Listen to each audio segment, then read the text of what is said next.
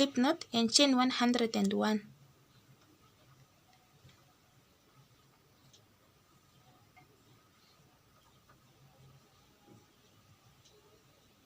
Next, since we usually work into these loops, but this time around we are going to work into these loops that are at the back here, so we need to flip our chain like this, and these loops they have to face down like this, so we are going to work into these loops that are at the back. So to begin, make a double crochet into the second chain from the hook but into the back loop, then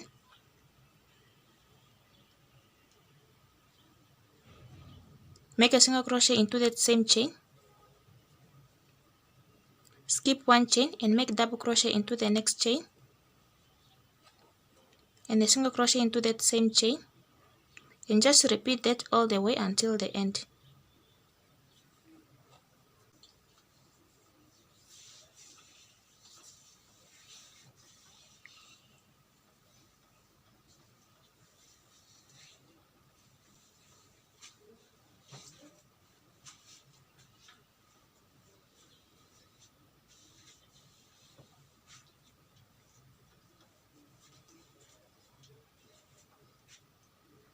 Chain 1 and turn your work.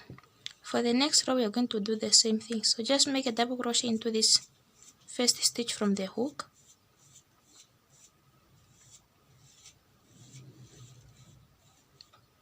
do not skip this next stitch, just make another double crochet in there and a single crochet into that same chain, same stitch, skip the next stitch and make double crochet into the next stitch and a single crochet, and just repeat that all the way until the end.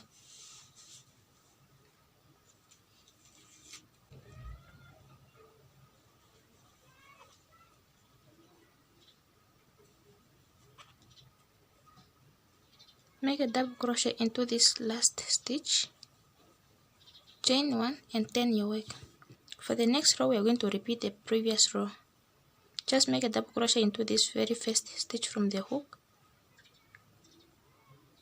and do the same thing you have done for the other side, this side. So which means do not skip any chain, just make a double crochet into this next stitch and a single crochet, skip one stitch, double crochet and a single crochet into the next stitch. Repeat that until your project measures about 8 inches long.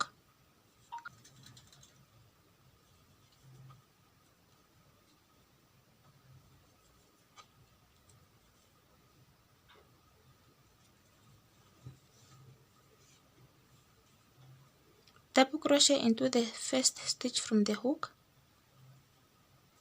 skip the next stitch and make double crochet into the next stitch and a single crochet into that same stitch, and just repeat that by making double crochet and a single crochet into one stitch after you have skipped one, which is actually everything is going to be done in the single crochet stitch.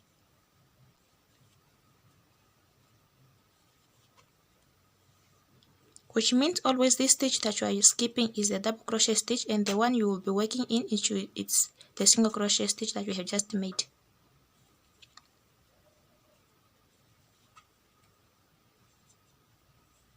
This is how your work must be looking like, so just repeat that until your project measures about 8 inches long, this way.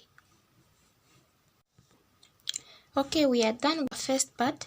Now the second part we are going to form the triangle part, which is going to cover our belly part, and it's going to be in a V shape or triangle, but I prefer, if it's a triangle then it has to be like this, but you have just to keep on decreasing until it forms that deep V. So for the next step, what you're going to do once you are satisfied with the first part, now just try to count from the end here until the 30th stitch, then mark it, as well as from the other end and mark the 30th stitch. Then we're only going to work in between these marked stitches. Next step, make a slip knot.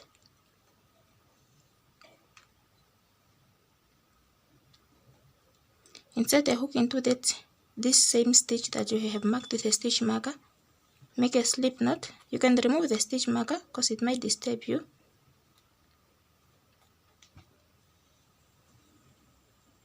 Just make a double crochet in that same stitch you have made a slip stitch,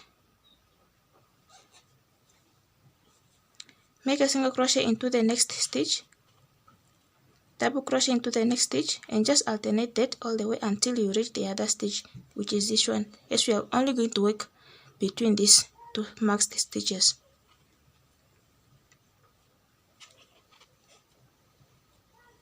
At the end here, just chain 1 and turn your work as usual. For the next row, we are going to start with decreasing, but we have to stick to our pattern. Since we have ended with a double crochet, which means we are going to start with a single crochet, and in the next stitch where we have previously placed a single crochet, we are going now to make it a double crochet. So now to decrease, just insert the hook into this first stitch from the hook, yarn over, insert the hook into the next stitch, yarn over, pull through 4 loops on the hook, yarn over, pull through the first 2 loops, 3 loops on the hook, yarn over, and pull through all 3 loops. So now just continue doing that and do the same thing at the end. I'll meet you at the end to show you the next step. So the last stitch, yarn over, insert the hook into the next stitch, yarn over, pull through 2 loops on the hook, insert the hook into the next stitch, yarn over, pull through 3 loops on the hook, yarn over, pull through all 3 loops. That's just what you are going to do for this. So just continue doing the same thing by decreasing the first 2 stitches and the last 2 stitches all the way until your front part forms a deep V. Then I'll meet you once I have made my deep V to show you the next step.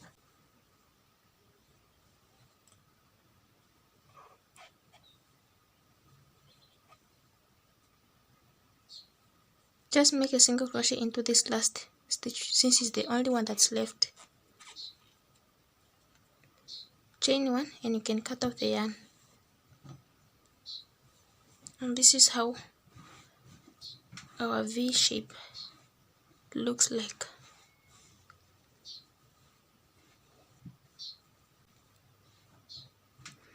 For the next step, we are actually now going to work across here where we are going to place our straps. Or if you are fine with this size, you don't need like to add some more rows here, because the reason I'm saying we are going to work across here is just because it tends to be a little bit small and you need like to add some more rows here to increase the size of the top. But if you are satisfied with the coverage like this, then it's fine. You can just go ahead to make straps, and these whole spaces will be enough to place your straps. So without further ado, let's just make our strap.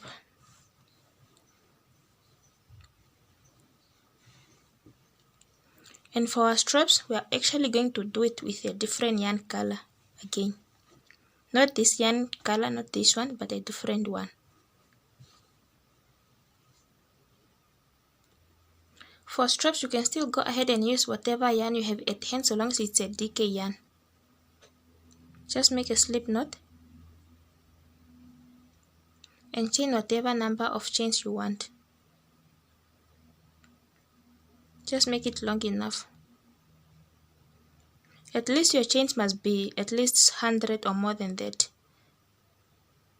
And we are not going to slip stitch back into the chain or make a single crochet. We are just actually going to leave it so thin like this. But if you want your strap to be a little bit thick, then you can go ahead and slip stitch back into it or make a single crochet back into it. But in my case, I'm just going to chain like this and leave it as a thin strap like this. So for the next step, let's just try to place our strap, because we are done with it, and this is how it looks like. I didn't really count how many chains I have made, but I recommend you to make about more than 100 chains or 100 a dot. So just go ahead and place your strap in here. You can place your strap in with a yarn needle to make it more easy for you. Just try to look for spaces.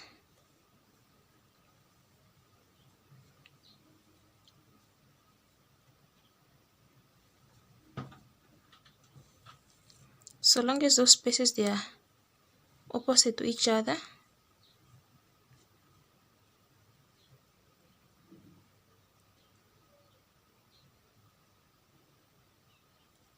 just go ahead and do your thing. I wish I could use 2 yarn needles for this. And yeah, we are done with our top. This is how our top looks like. Just go ahead and weave in your ends, and this is how our top looks like. Yeah, we are done. Actually, just a matter of trying to be creative with what you have. Do not try to waste yarns. Just made something wearable out of scrappy yarns.